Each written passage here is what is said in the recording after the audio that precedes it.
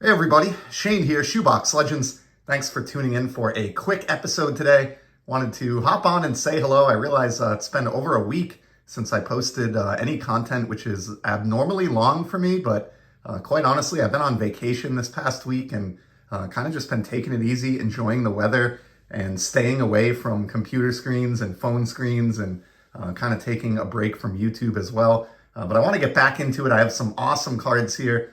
This is not going to be a lengthy episode or anything, but just a few things that have come in or that I want to talk about quickly. And we're going to start briefly with Star Wars. It is May the 4th today, so happy Star Wars Day to all you fans out there. I grew up with that franchise as a child of the 80s. Love the movies. I'll probably watch one or two later tonight. And I wanted to find a couple of Star Wars cards to show off here on the channel. I found this Topps high-tech Rebel Pilot. And this is my original childhood Ewok action figure here as well, in scene.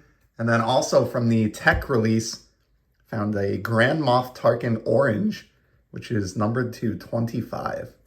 These are really cool, fun, acetate, shiny cards, and would pick them up over the years on the cheap. And I have a Star Wars or non-sport Z folio that is almost entirely Star Wars. And the 4 cards that we're looking at today are going to go into that. Also have a couple of buybacks. So these are the original Star Wars cards from the 70s, but you can see here this foil stamp 40th anniversary buyback stamp. These were issued in a 2017, I think it was like a Force Awakens set. You could get buybacks of the original Star Wars cards. So I have this great one here with Luke and Leia, and then their comrades, Chewie and Han Solo. So a couple of cool buybacks there as well. So all those cards will go off into the non-sport Z folio, but I did want to just quickly start the episode talking about Star Wars. I love that movie franchise and I enjoy this day every year. So happy Star Wars Day to all of you fans out there. And now we're going to finish off with really just a handful of baseball cards.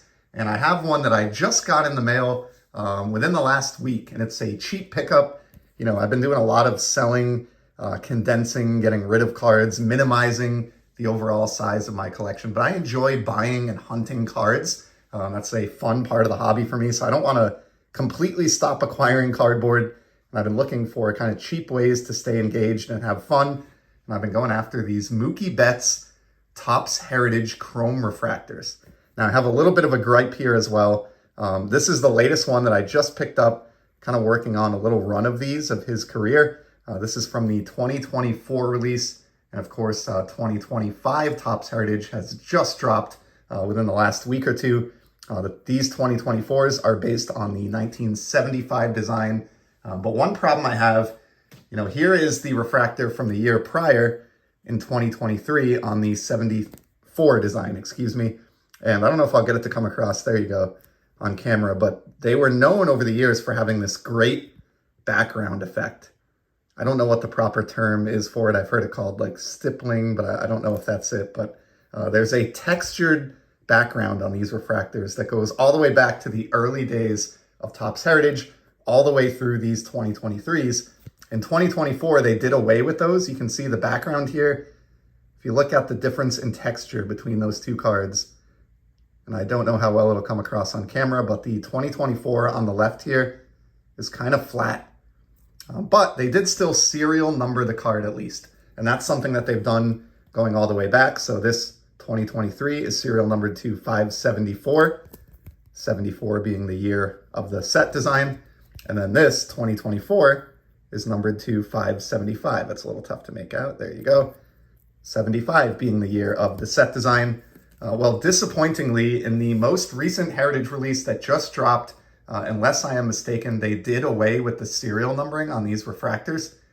So that is a major bummer. These were serial numbered going all the way back again to the early days of Heritage, over 20 years. And I think that is a big mistake by Fanatics to drop the serial numbering on these. These are really beloved cards. They have a pretty good following among collectors. And I would imagine, much like when they tried to kill off Topps Black earlier this year, there are going to be a lot of people that are upset about that. So anyway, I'll probably keep working on my run just because now they're going to print 1 million of them. They're not serial numbered, and I'm sure that I'll be able to pick them up for like $1 or $2 going forward, whereas this was maybe more like a $10 card with a little bit of a chase element to it. But Anyway, I try to be positive, but there's a complaint about phonetics. I do not understand why they killed off that serial numbering, but this latest one is a little run that I've been working on. I'm not complete yet. I'm kind of just plucking away at these as opportunity presents itself, but I did find this one in a cheese box rummage a few episodes back. This is from 2016, and it's actually his first Heritage Chrome refractor, because for those who don't know, the Chrome refractors are only done for a portion or a subset of the overall Heritage checklist every year. So most of the huge, big stars in the game are probably included every year or close to it. But Mookie, when he came up, he wasn't the highly touted prospect that some of these other guys are. And while he was in, 2014 Heritage Update, there's no Chrome version of that. He was in 2015 Heritage. There's no Chrome version of that. And then here is his 2016 issue, which is his first Chrome refractor. So pulling this out of the cheese box recently kind of forced me to get my act together, see what else I was missing here. So after that one, I've also got the 2018. And I love this one because it was a big year for Mookie. Batting title, World Series championship, MVP. Probably going to go down as his greatest overall season. In fact, we'll put that one up here in the background next to our Ewok display. And then the other one that I found, well, I did show the 2023, grabbed this one a year or two back. Love that one. Great action shot there. Love that post swing. And then I also have the 2019 with the Red Sox. I've kind of dressed all these up in some brand new top loaders and superior fit sleeves, and they just look really great. And this is a fun collection to build. Like I said, a little bit of challenge, but at 500 and some odd copies a piece, they are readily available. It's not like you can't find them, but the challenge is finding them in good shape, well-centered, and maybe paying like $10 or less per refractor. So I'm enjoying that project. And then speaking of kind of cheap projects, ways to stay involved in the hobby without spending a lot of money, you guys all know I love 1990 Topps Baseball, the first set that ever got me into the hobby, first packs I opened as a kid. And I collect the autographs of this set from Archive Signature Series that have been coming out for more than 10 years now. And I recently got a really nice one from the 2023 release. Check this one out. The Julio Franco All-Star card. Killer. I love that the All-Star cards in 1990 Topps are a throwback to the 58 All-Star cards, in the sense that the American League cards have a red color theme and the National League cards have a blue color theme. Love that nod to the originals. And of course, a big Julio Franco fan. He lasted forever in Major League Baseball, played well into his 40s. I love collecting guys like that who last until an advanced stage compared to their peers. And also, what a great autograph here. Like, look at the big giant loop. These are always on card. In this case, it is serial numbered to 56, as you can see there, and pardon the glare. But just elated to get another one of these. I think I'm up to about 3 dozen of these on-card autographs from 1990 Topps, courtesy of Archive Signature Series over the years, and always looking for opportunities to add others. There are some that have popped up that I have not been able to secure over time, but the price on that one was around the cost of a retail blaster with free shipping. I paid, I think, $22, $23 with free shipping, something like that. So just a total win for my collection, and I get more enjoyment out of those than almost any other card I pick up. So, and then we're going to finish here with Aaron Judge, the man who is taking the baseball world by storm here with the start that he has had here in 2025. And I have a banger that I neglected to show during my last or my recent Aaron Judge showcase video, where I got into a somewhat extensive recording of my different cards of his. And one of the cards that I showed during that, in fact, I think it was the last card to finish that episode, was the 2022 Topps Opening Day printing plate. And I mentioned, how I'm just really proud to have a printing plate from the year that he set the home run record. This card I think is really important. I've covered it a million times, so I'm not going to get into it today.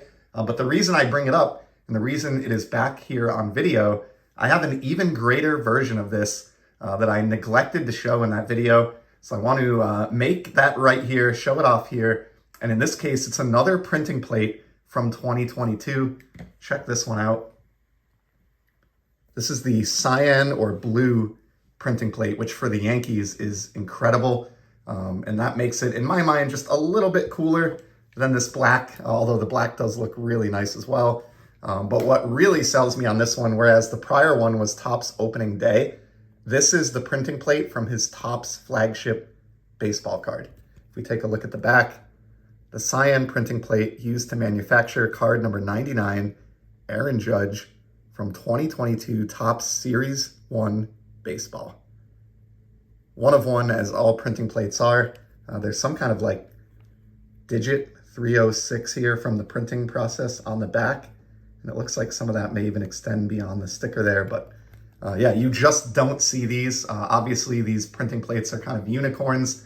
I was able to secure this years ago, and it's been sitting. I have a big monster box of like cards I haven't covered yet on YouTube or that I could share in future videos. And when I went rummaging through it to find some Star Wars and other stuff for today's video, I found that one, which obviously I remembered that I had, but hadn't really thought about in a while. And I can't believe I missed including it in that recent episode. So I wanted to get it up today. So that's going to be a wrap. Happy May the 4th, everybody. Happy Star Wars Day. May the Force be with you to those fans out there. And to everybody else, I hope you enjoyed the baseball cards. I appreciate you stopping by. I will try to be a little more present in the coming weeks here on the channel. But in the meantime, enjoy the hobby, everybody, and we'll talk to you soon. Take care.